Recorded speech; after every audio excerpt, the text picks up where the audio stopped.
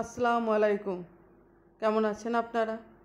আশা করি সবাই ভালোই আছেন। আলহামদুলিল্লাহ আমরাও ভালো আছি। এখন সকাল 7:30 বাজছে আর আজকের ব্লগটা এখান থেকেই শুরু করছি। বড় বাচ্চাটাকে দিয়েছি, মানে বিস্কুটে কোটোই বিস্কুট নেই বলে আমি বললাম তুই ঢেলে নে, আমি সবজিপাতি ঢালছি আর এই হাতে বিস্কুটে হাত দেবো না, আবার বিস্কুটে হাত দিতে গেলে হাতটা ধুতে হবে। এতদিন ছিলাম না, ওই জন্য সবজিপাতির বাজার করা হয়ই নাই, নষ্ট হয়ে যাবে বলে আমি ভাবলাম মাদের ঘর থেকে আসি তারপরে এসে সবজিপাতির বাজার করবো। এই যে সবজিপাতির বাজার সকাল সকাল হয়ে গিয়েছে, মাছও নেওয়া হয়েছে, সেগুলো ঢালাঢুলি করছি। তো বিস্কুটটা ঢেলে না আমি চাটা দিয়ে দিচ্ছি, দিয়ে মাছটা হাত দেওয়ার আগে ওকে চাটা দিয়ে দিলাম। আর এই যে মাছটা ঢালছি। আজকে ওর পাপা চলে যাবে, ওই জন্যে আমি আরও তাড়াতাড়ি করছি যে দুটি রান্না করে দেবো, একবারে খেয়ে যাবে। আর এত সবজিপাতির বাজার ওর জন্যই করা হলো, তো ওই চলে যাবে, তাই বললাম যে এত সবজিপাতি তাহলে বাজার করাই দরকারই ছিল না। আর চলে যাবে যখন, এত সবজি তো আমরা খাই না। আর তো একটা কোনো ধরেন আলুর তরকারি সবজি দিয়ে হয়তো করে দিলাম, আর মাছ মাংস যা হোক তো করতেই হয়, আর একটু ডাল। আর ওর পাপা থাকলে ভাজা ভুজি এটা সেটা 2-3টে করতে হয় তরকারি। ও থাকবে না, তাই বলছে যে ফ্রিজে রেখে দাও না, কদিন হবে খেয়ে নেবে।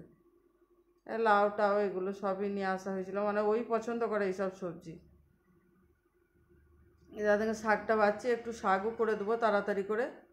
আর ওই 10টাতে আলু সেদ্ধ, ডাল আর এই শাক আর মাছ ভাজাই করে দেবো। তারপরে দুপুরে তখন আলাদা একটু রান্না করব 3 মা বেটা।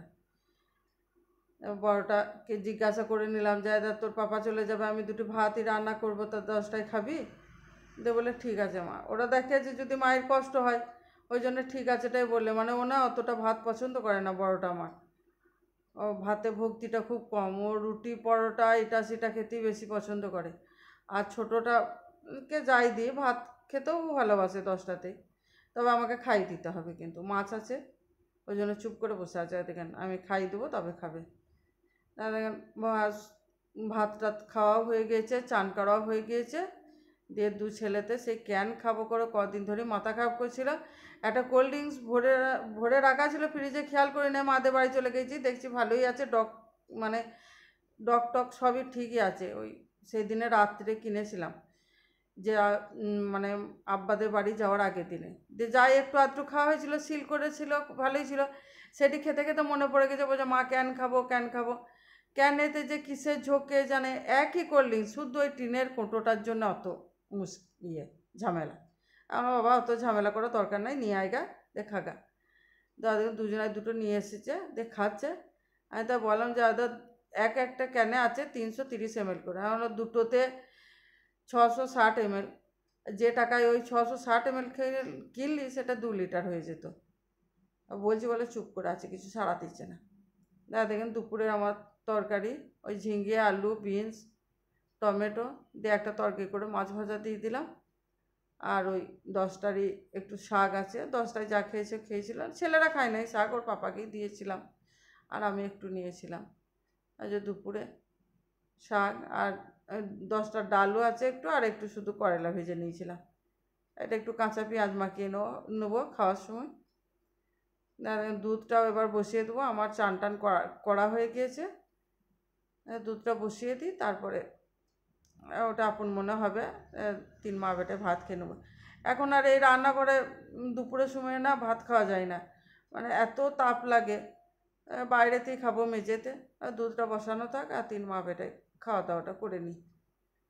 তারপরে তখন গিয়ে একটু আরাম করব, মানে একটু ঘুমাবো। দুপুরে উঠেছি অনেক সকাল সকাল, 6টায় উঠেছি, মানে ওর পাপা যাবে বলেই আরও আমি উঠলাম যে দুটি ভাতটা রান্না করে দেবো, খেয়ে যাবে। দুজনে 6টায় উঠেছি, ঘুমও পাচ্ছে। আর সব থেকে মেন কথা, এই সারা রোজা মাসে দেখবেন ঘুমটা সব বাড়ির কম হয়েছে, সেটাও তো পূজাতে হবে, সারা মাসের ঘুমটাও আছে। দেশে আমার চোখ একবারে মানে বন্ধ হয়ে আসছে, সারাদিন মোবাইলে হাতও দিতে পারি নাই, কিচ্ছু নাই, যাই একটু ভিডিও করা হয়েছে, মানে অ্যাক্টিভ থাকতেই পারি নাই ফেসবুকে। যা হবে হবে, কদিন ঘুমটা আগে হোক, তারপরে তখন ভালো করে কাজ করব আবার। আর 2 ছেলে শুয়ে পড়েছে দুপুরে খাওয়া দাওয়া করে, আমিও একটু বিছানায় উঠে পড়বো, দিয়ে ঘুমাবো, তারপর সন্ধ্যাবেলা এসে তখন উঠবো। এখন ওদের পড়াশোনার অত চাপ নেই বলে সন্ধ্যেতে ফাঁকাই থাকি। তারপরে তো আবার তো পড়াশোনা শুরু হবে, তখন তো আবার চাপ বেড়ে যাবে। আমি এই মানে চাটা বসিয়ে দিয়ে ওদেরকে ডাকছি, তাই যাতে চা বসিয়ে দিয়েছি, আই তিন মা বেটে খেয়ে নিই। ওরা যদি তেলে ভাজা করি তাহলে কিন্তু মুড়িটা খায়, তাছাড়া একদম মুড়ি মুখে দিবে না, ওই শুদ্ধ বিস্কুট।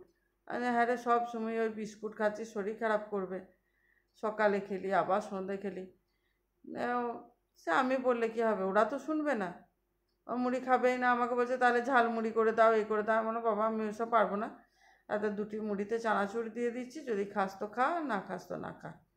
আর আমি চানাচুর খাবো না, আমি শুধু দুটি শুকনো মুড়ি খাবো সাইড করে। তিন মা ছেলে চাটা নিয়ে নিচ্ছি, দু ছেলেকে দুটো ডিশে বিস্কুট দিয়ে দিলাম, আর আমি দুটি মুড়ি নিয়েছি। আর ওদের একদিকে দুটি চানাচুর, সেই পাঁপড়ের মতো বড় বড় সব ভাজাগুলো থাকে, ওইগুলোই একটু বের করে দিয়ে দিলাম, অনেক খাস তো খা। ছোটোটা খাচ্ছিল, বড়টা হাতই দেয়নি, বড়টাও বিস্কুট খেয়েই, চা আর বিস্কুট খেয়েই চলে গেল। ও ঘাড়েতে লেগেছে বড়টার, মানে শোয়ার কিছু অসুবিধা হয়েছে, এতে ঘাড়টা খুব, বলছে মা খুব ঘাড়টা ব্যথা করছে। আমরা আগে বললি না, বলছে সকাল থেকেই করছিল।